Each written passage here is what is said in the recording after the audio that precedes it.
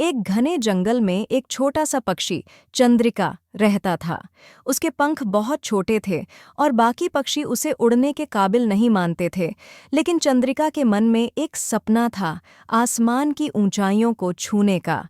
एक दिन चंद्रिका को एक बूढ़े कछुए से पता चला कि जंगल के बीच में एक जादुई झरना है जिसकी बूंदें उसे उड़ने की शक्ति दे सकती हैं।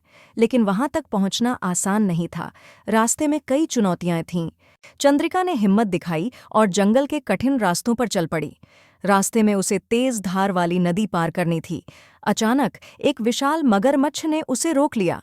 तभी चंद्रिका की छीं छीं सुनकर एक बंदर पेड़ से झूलता हुआ आया और अपनी पूंछ की मदद से एक लता चंद्रिका तक फेंकी। चंद्रिका ने उसे पकड़कर छलांग लगाई और सुरक्षित पार हो गई। अब चंद्रिका को एक अंधेरी गुफा पार करनी थी जहां अंदर कुछ अजीब चमक रहा था। अचानक गुफा में जादुई जुगनू प्रकट हुए और उसका रास्ता रोशन कर दिया। चंद्रिका आखिरकार जादुई झरने तक पहुंच गई। लेकिन जैसे ही उसने पानी की बूंदों को छूने की कोशिश की, एक बड़ा बाज झपट्टा मारने आया। कमजोर परिंदों के लिए यहाँ कोई जगह नहीं। चंद्रिका ने डरने के बजाय अपने दिल की सुनी।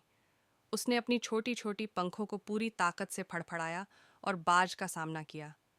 अचानक जादुई पानी की बूंदें उस पर गिरीं और उसके पंख चमकने लगे।